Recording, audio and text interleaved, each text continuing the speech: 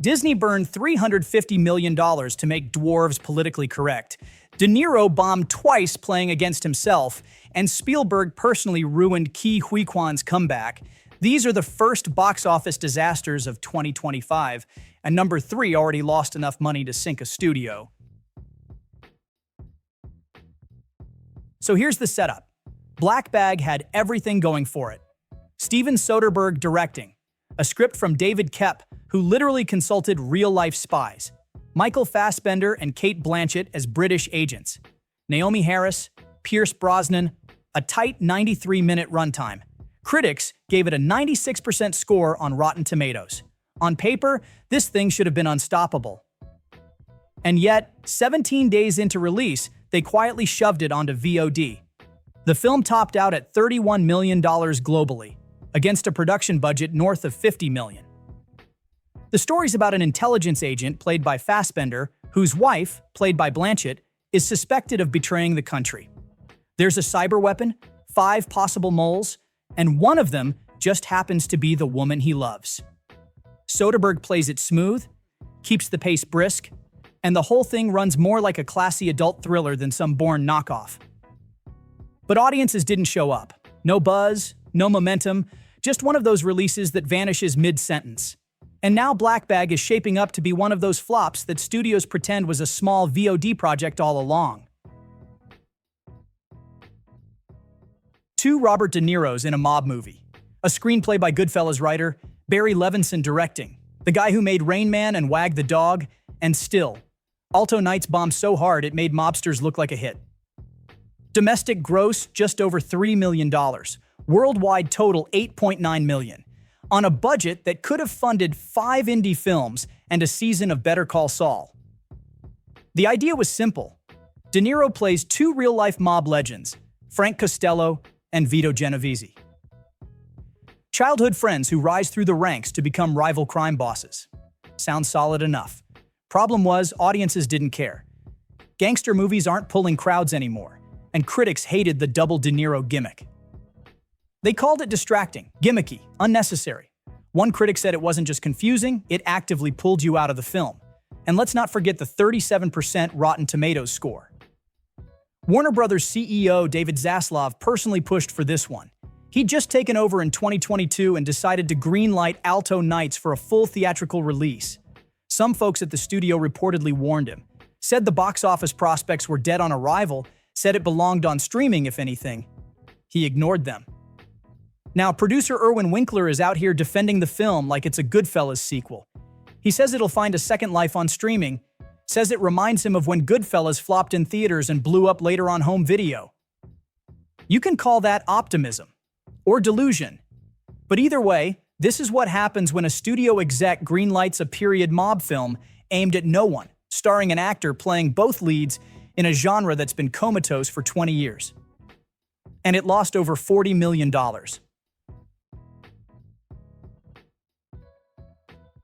Here it is, the big one. The flop that got so messy, even Disney didn't want to own it. The final cost was closer to $350 million. And when a studio is losing so much money, someone's getting thrown under the bus. In this case, it was Rachel Zegler. She went from lead actress to studio scapegoat overnight. This thing was already bloated before cameras even rolled. The original budget was supposed to be $180 million. Then came rewrites, then reshoots. And then came Peter Dinklage, who kicked off a PR firestorm by blasting Disney for even thinking about including dwarves. So, Disney panicked, yanked the dwarves, and replaced them with these weird CGI goblin things. Whatever they are, they don't work. To break even, Snow White needs to make around $800 million. It might not even cross 250. Which means this isn't just a flop, it's one of the biggest box office disasters in Disney history. And the worst part? They still haven't figured out how to spin it without making themselves look worse. This one's a real heartbreaker. Bong Joon Ho, right off the high of Parasite, finally gets a massive Hollywood budget and A-list cast, and it just tanks. Bong's wacky sci-fi satire was supposed to be a bold, original swing. Robert Pattinson plays a clone stuck in a dystopian future, dying over and over again while doing grunt work for the colony. Critics loved it, said it was weird, stylish, ambitious. But general audiences, not so much. The break-even point on this thing was about $300 million. Warner Brothers spent $118 million on the film, plus another $80 million on marketing, including $4 million just for an ad during the AFC Championship. And it still landed with a thud. They pulled the plug fast. Just 18 days into its run, Mickey 17 was already pushed to VOD. Word of mouth didn't help either. CinemaScore gave it a flat B, which is the kiss of death for an expensive original. The studio tried scaling back its promo blitz in the final stretch, probably to stop the bleeding, but by then, it was too late. Pattinson tried to stay positive. He said Pond had this lightness to him, even while filming grotesque death scenes, which is nice, but that lightness didn't translate to ticket sales. This wasn't just a misfire. It was a reminder that even Oscar-winning directors with blockbuster stars can't save an original movie in this market. Not when the studio doesn't know how to sell it, and not when audiences don't know what to make of it. Leigh Whannell's Wolfman should have been a win. The budget wasn't massive, $25 million, but it had solid talent, decent buzz, and the bones of a genuinely scary movie. Instead, it made just $34.9 million and dropped off a cliff 3 weeks in. Universal didn't even pretend to play the long game. They kicked it to VOD in under 17 days. That's their usual policy for underperformers, and this one definitely qualified. Now, to be fair, critics did like a few things. The practical effects, some of the tension, a couple of performances, but the writing, the pacing, the whole structure, that's where it fell apart. The dialogue was laughable. Julia Garner, who's usually great, was completely miscast. The makeup looked like a CW pilot, and the suspense is non-existent. You could see every twist coming a mile away. What's so frustrating is that you could tell there was something good hiding in there. The idea had potential, but whether it was Whannell or the Blumhouse crew or both, every creative choice seemed to steer it in the most bland direction possible. For comparison, Whannell's own Invisible Man was made for a third of the budget and walked away with the CinemaScore's B+ and serious box office legs. This wasn't a disaster because the audience didn't show up. It was a disaster because they did, and they hated it. Ke Huy Quan's Oscar win was one of the best feel-good moments in years. After decades away from acting, he comes back with Everything Everywhere All at Once, absolutely steals the movie, wins Best Supporting Actor, and suddenly he's everywhere. So for his big follow-up, he jumps into the lead in Love Hurts, an R-rated action comedy from stunt coordinator turned director Jonathan Eusebio. Sounds promising on paper, but then it hit theaters, and everything just collapsed. This thing made less than its $18 million budget, and the reviews were absolutely savage. It sits at 19% on Rotten Tomatoes.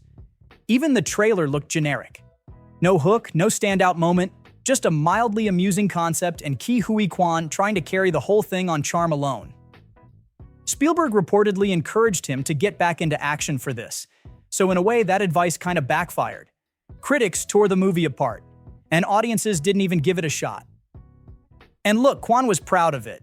He said they made it for action fans, the kind of fun, easy-to-watch movie you can throw on and feel good afterward.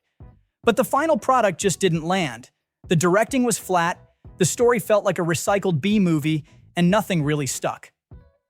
It's not a career ender or anything, but yeah, this wasn't the comeback hit people were hoping for, and for Jonathan Eusebio, let's just say he's probably not getting handed the keys to a big studio project anytime soon.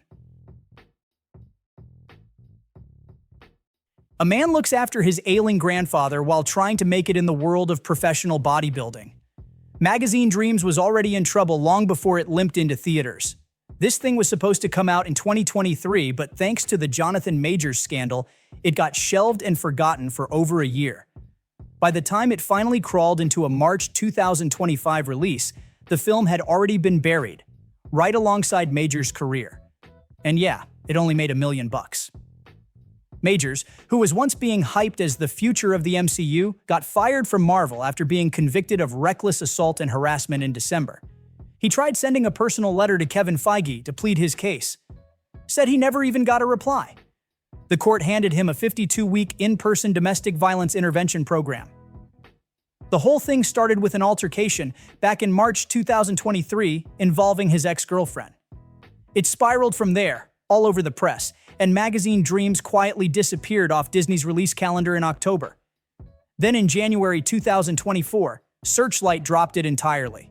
The producers spent most of the year begging someone else to release it. Eventually, Briarcliff Entertainment picked it up in October 2024, slapped a 2025 release date on it, and shoved it out the door. The result? One of the most toxic releases in recent memory. Nobody showed up, and the studio barely promoted it. $8 million budget, $1 million return. That's not just a flop. That's a film being exiled in real time. Now this one's just sad. Last Breath is a solid survival thriller based on a true story. Seasoned deep-sea divers trying to rescue a trapped crewmate from the ocean floor. Woody Harrelson's in it, Simu Liu's in it, and the reviews are not bad at all. Critics said the suspense holds up and the ending hits hard. Harrelson does what Harrelson always does. Quietly dependable, totally believable. This should have at least turned a modest profit. But the marketing was non-existent.